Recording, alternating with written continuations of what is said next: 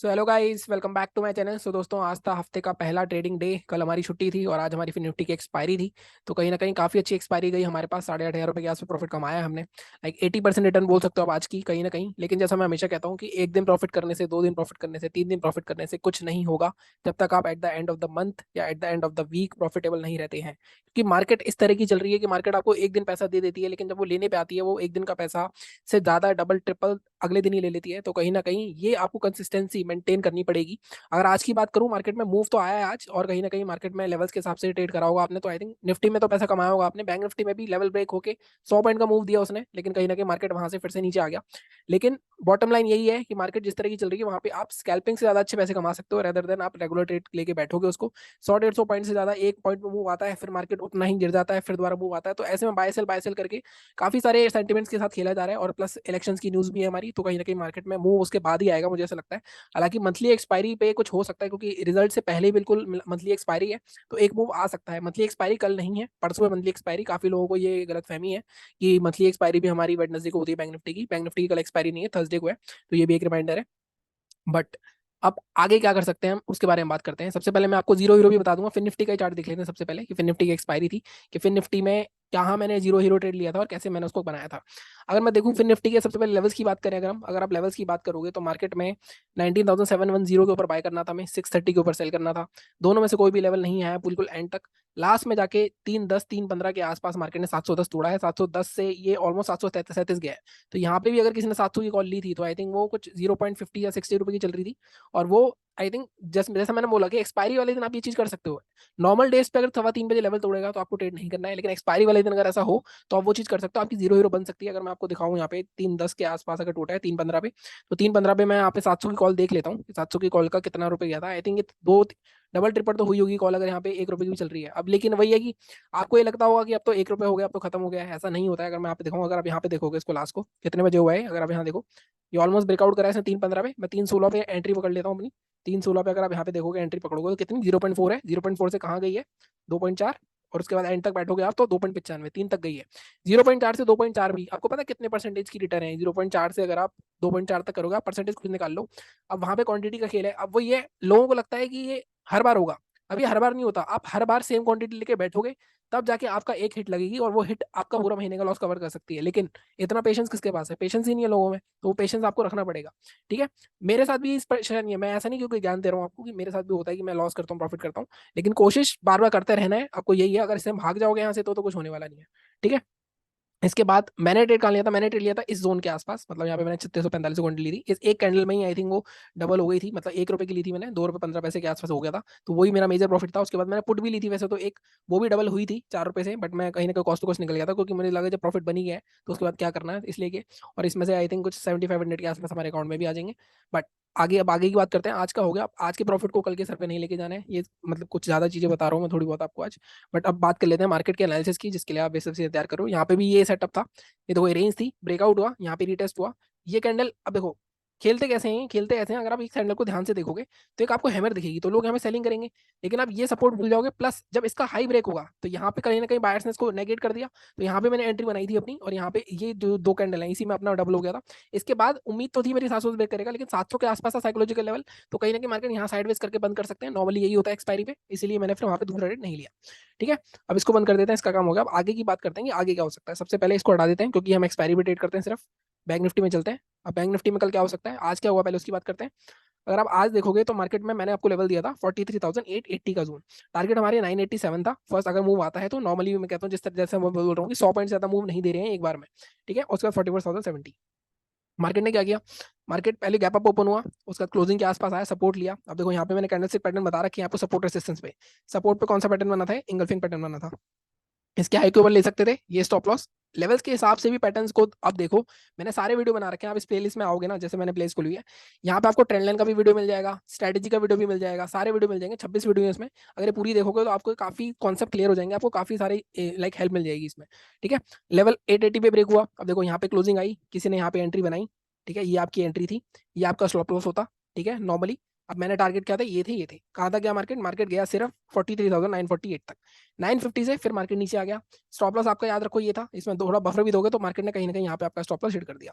तो कहीं ना कहीं यहाँ पे अगर आप टारगेट के लिए बैठे थे जैसे मैं हमेशा बोलता हूँ एटलीस्ट आपको 100 सवा 100 पॉइंट तो लेने ही है बैंक निफ्टी में। उसके अलावा अगर आप बुक करोगे जल्दी जल्दी तो रिस्क रिवॉर्ड में प्रॉब्लम आएगी। मार्केट ने स्टॉप लॉस हिट करा आपका, ठीक है, इजीली।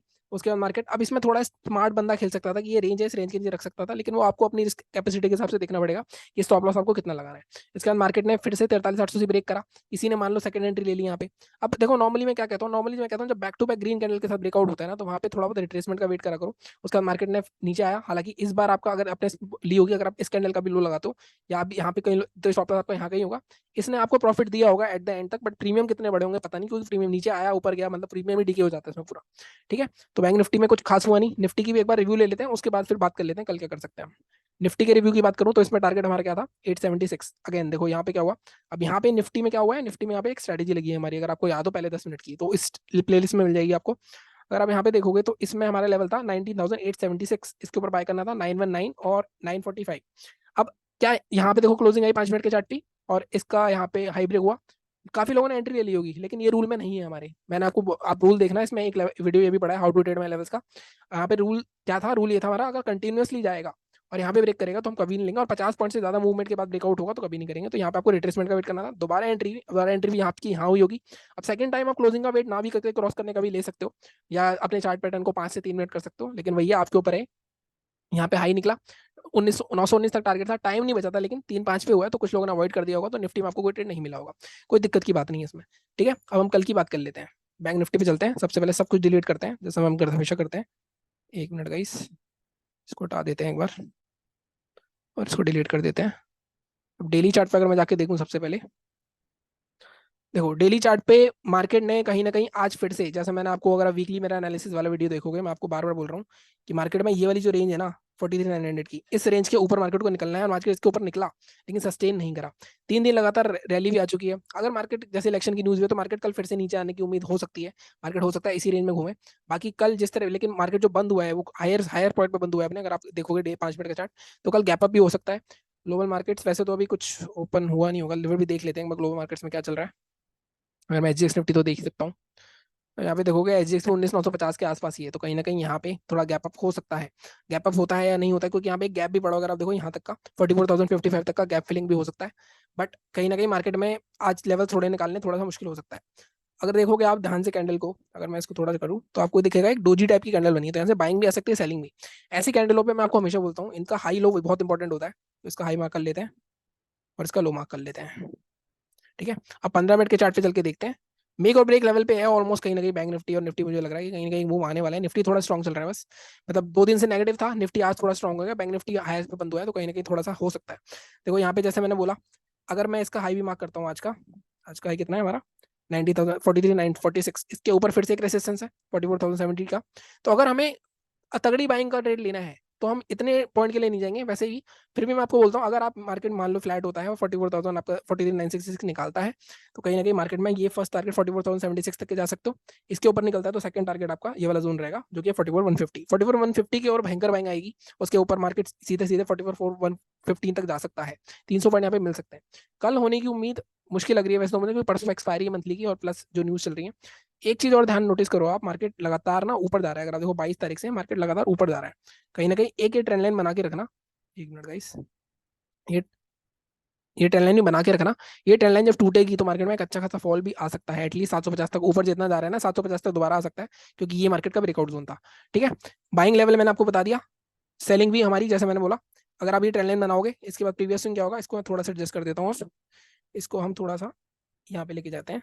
सेलिंग का लेवल रहेगा हमारा 785 के आसपास का, 800 के नीचे सेल करेंगे। इसको मैं थोड़ा सा और एडजस्ट करता हूँ, 750 के आसपास ही रखते हैं इसको, 750 के नीचे सेल करेंगे हम, इससे पहले नहीं करेंगे। टारगेट हमारे 601 फर्स्ट, सेकंड टारगेट इसके नीचे निकलता है तो सेकंड टारगेट हमारा आ रहा है 550 के आसपास का, मतलब 500 साइकोलॉजिकल जोन है, 550 तक के टारगेट जा सकते हो। बाइंग ये हो गया, सेलिंग ये होगा। अगेन इंपॉर्टेंट क्या है, मार्केट में फ्लैट ओपन होना चाहिए। अगर मार्केट गैप अप ओपन हो गया, अगेन फिर से दिक्कत, गैप अप के बाद मार्केट मूवमेंट नहीं दे रहा है, नॉर्मली गैप कंटिन्यूएशन बहुत मुश्किल से होता है। तो कहीं ना कहीं गैप अप के केस में आप मेरी इस स्ट्रेटेजी में, गैप अप की स्ट्रेटेजी बढ़ी है 2-3, उसको यूज करना। ठीक है, ये बात हो गई हमारी बैंक निफ्टी की। अब हम बात करते हैं निफ्टी के बारे में। निफ्टी का अगर आप देखोगे तो सबसे पहले डिलीट करते हैं और डेली चार्ट पे चलते हैं। डेली चार्ट पे जो पैटर्न बना रहा था निफ्टी, तो कहीं ना कहीं थोड़ा नेगेटिव लग रहा था, लेकिन मार्केट ने आज क्या किया है, आज अगर आप देखोगे इस जोन को, जो जोन मार्केट ब्रेक नहीं कर पा रहा था, अगर वीकली एनालिसिस वाला वीडियो देखना आपको, मैंने उसमें पूरी डिटेल में एनालिसिस करी है, 850 से 875 का जोन, उसके ऊपर मार्केट ने क्लोजिंग दे दी है। तो कहीं ना कहीं मार्केट का इसके बाद आज वीकली पोजीशन जिन्होंने बनानी होगी बन गई होगी, तो कहीं ना कहीं मार्केट 20 120 तक आ सकता है वीकली टारगेट के हिसाब से। अगर मैं आप देखूं, एक मिनट, तो हमारा जो रिसेंट हाई था, रिसेंट हाई क्या था हमारा, रिसेंट हाई हमारे इसके कैंडल का था 19,875। क्लोजिंग तो आ गई रिसेंट हाई के ऊपर, 875 के ऊपर क्लोजिंग आई है, लेकिन स्ट्रॉन्ग क्लोजिंग नहीं है, क्योंकि मार्केट 916 तक गया था और वहां से भी थोड़ा क्लोज होकर बंद हुआ है। 900 के ऊपर बंद हुआ, थोड़ी क्लोजिंग आती, बट कहीं ना कहीं ब्रेकआउट एक तरह से लिख रहा है। अगर मार्केट में कल आज का हाई ब्रेक हो जाता है 916, ठीक है, तो सीधा सीधा कल हम 20,000 भी देख सकते हैं, मतलब कल या एक्सपायरी तक 20,000 देख सकते हैं। तो मार्केट में 980 एटलीस्ट, 980 987 कल आ सकता है, ठीक है, डेली चार्ट के हिसाब से। प्लस ऊपर गैप पड़ा हुआ है, तो 20,132 गैप फिल करने आ सकता है एक्सपायरी तक, ठीक है। तो मैंने आपको वीकली एनालिसिस में भी बताया था। अगर हम सेलिंग की साइड जाएं, तो सेलिंग की साइड अभी यहाँ से तो कोई लेवल निकालना मुश्किल है। सेलिंग एक हो सकती है कि मार्केट में ब्रेकआउट आया है 875 850 का, उसके नीचे ही मार्केट हुए कैंडल क्लोज है। फिर भी 15 मिनट के चार्ट पे चल के देखते हैं। देखो ये जो ब्रेकआउट आया हमारा 870 के आसपास का, 873, अगर मार्केट, अब यहाँ पे दो चीजें हो सकती हैं, देखो यहाँ पे भी ना लोग गलती करते हैं, लोगों को लगता है ब्रेकआउट आया तो यहाँ पे मार्केट में सेलिंग ही हो सकती है, इसके अंदर आएगा। दोनों चीजें होंगी, मार्केट अगर यहाँ आता है, कोई रेंज बनाता है, हैमर बनाता है, इंगल्फिंग पैटर्न बनाता है, तो हम बाय करने के लिए सोचेंगे, ठीक है, और फिर यहाँ तक का टारगेट ले सकते हैं। मार्केट अगर इसके अंदर आ जाता है, मान लो कोई कैंडल इसके अंदर क्लोज हो जाती है, इसके बाद रिटेस्ट करके फिर नीचे जाएगा, यहाँ पे हम सेलिंग की पोजीशन बनाएंगे, तब मार्केट में यहाँ तक आ सकते हो आप, ठीक है। तो लेवल हमारा क्या रहेगा सेलिंग का, तो सेलिंग का लेवल मैं थोड़ा सा अपडेट कर देता हूँ, बट अगेन जैसा मैंने बताया एंट्री वैसे ही करना। इसको हम 866 ले लेते हैं, ठीक है। टारगेट हमारा फर्स्ट रहेगा, यहाँ तक का टारगेट ले सकते हो 828। मैक्सिमम टारगेट हमारा जो रह सकता है 803, मतलब 60 70 पॉइंट यहाँ मिल सकते हैं, आप ज़्यादा से ज़्यादा आप 780 तक 790 तक ले सकते हो, ठीक है। बाइंग के केस में बाइंग हमारी 918 के ऊपर ही होगी, फ्लैट ओपन होना चाहिए। अगेन मैं बार बार बोल रहा हूँ, गैप अप ओपन हो गया तो फिर दिक्कत हो जाएगी। कहीं ना कहीं ऊपर गैप पड़ा हुआ, अगर आप देखो 987 मैंने टारगेट मारा है आपका, फर्स्ट टारगेट आपका 987, या थोड़ा सा एडजस्ट करना पड़ेगा इसको, हमें इसको लेके जाते हैं 965। सेकंड टारगेट हम लेके जाते हैं सीधे सीधे 20,000 तक का। 20,000 तक का मेरे को लग रहा है कल मार्केट आ सकता है, लेकिन मार्केट में कल सेकंड हाफ में सेलिंग आने की उम्मीद है।